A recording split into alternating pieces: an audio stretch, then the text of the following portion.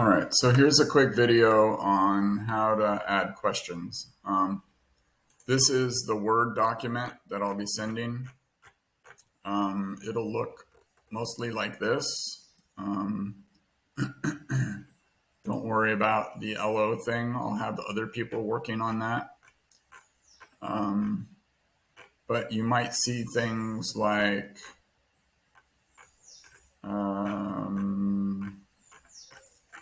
answer choice. Where is it? No, it doesn't have it. All right.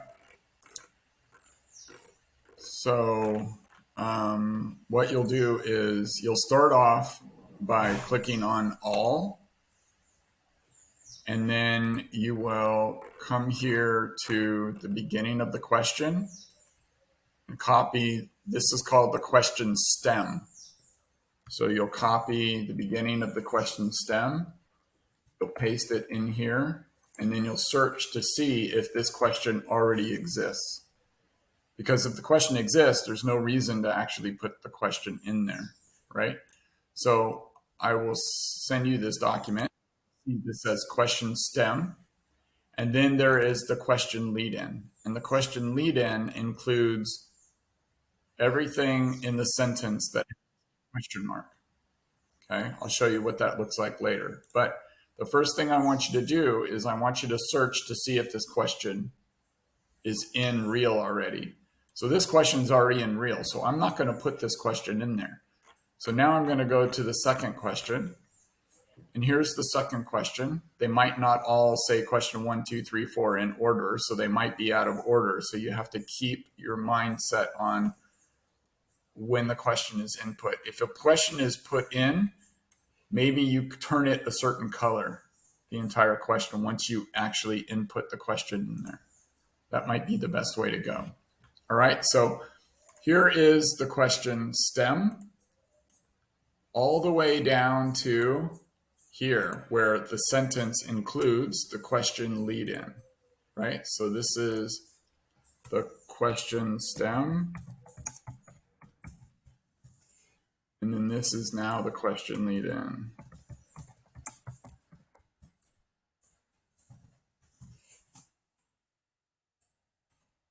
All right, and so if I go down to the following question, here is the question stem, and then there and again is the question lead-in. Does that make sense? Okay. So what you're going to do is you're going to come here to the question stem, and you're going to copy the beginning of it, and you're going to search all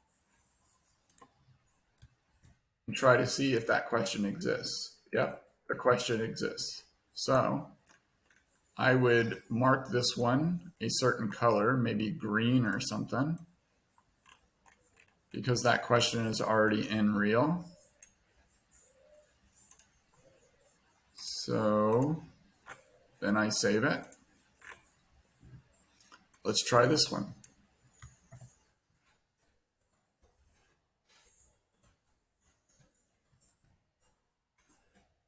And that question exists as well.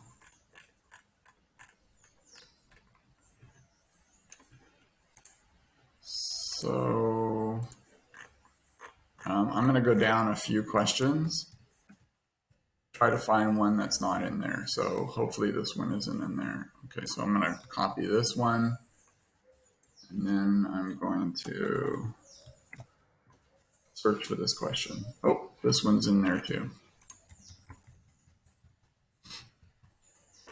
Oh, let's do one with an image.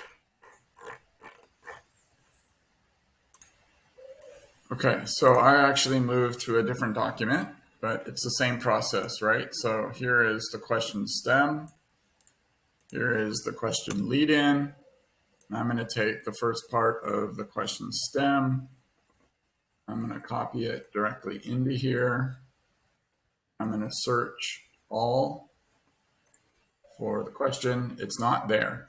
So what I'll do is I'll click on new question, and then I will copy the question stem directly into real, copy the question lead-in directly into real, And then this is supposed to be cardio. So I would put in cardio, CVS, but you don't know if it's 1 or 2. So honestly, I'm not going to tell you to do anything about that. Just leave it the way it is. It's totally fine. We don't have a video for it. You don't have to worry about the topic or discipline. You don't have to worry about the ontology because you might not know this information. You don't have to worry about the tags. We're going to be doing single type.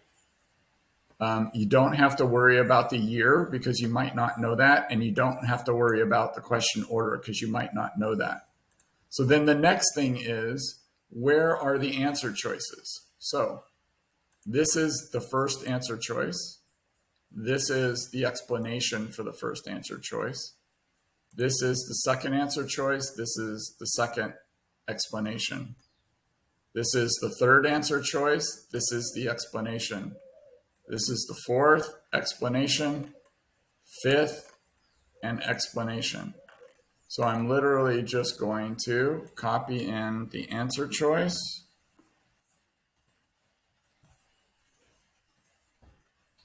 And then copy in the explanation.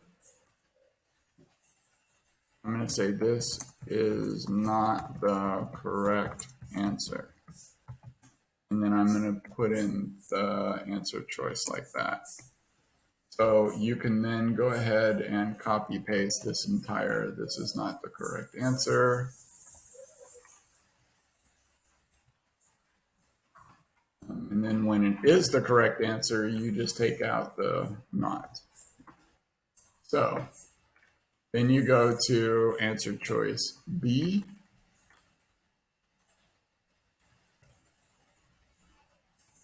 And the explanation for answer choice B.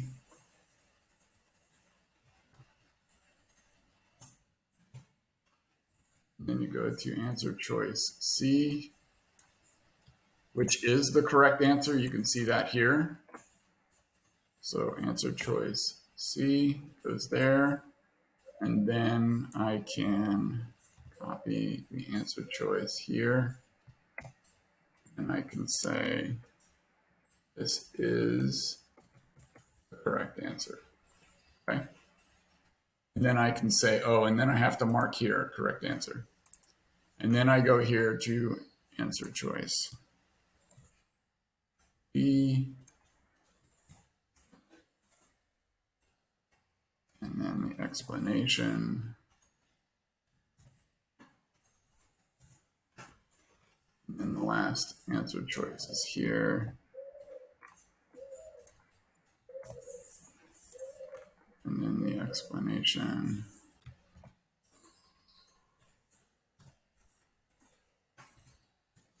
And I just submit it. That's it. So it's pretty much that simple. And then I would come back here and I would make sure that I mark this in green so that I know that that has been submitted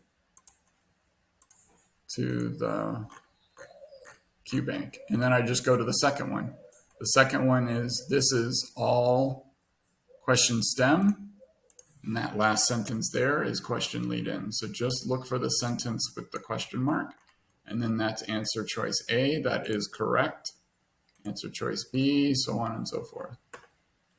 So I hope that explains everything. I'll send you this file and then mark everything in green.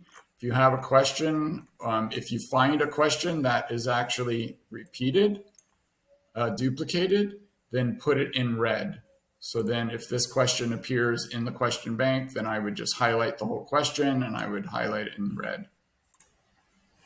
So lastly, some questions will have images. So you can see here that the question stem is here, and then the question lead in is here, but there's this image. And the image belongs to the question stem. It does not ever belong to the question lead in. So if you can copy and come in here and you can paste it, but I think there has been problems with that. So what I do is, I hate this.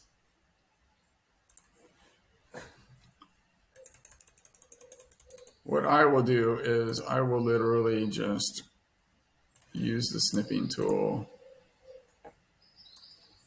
create a JPEG of this,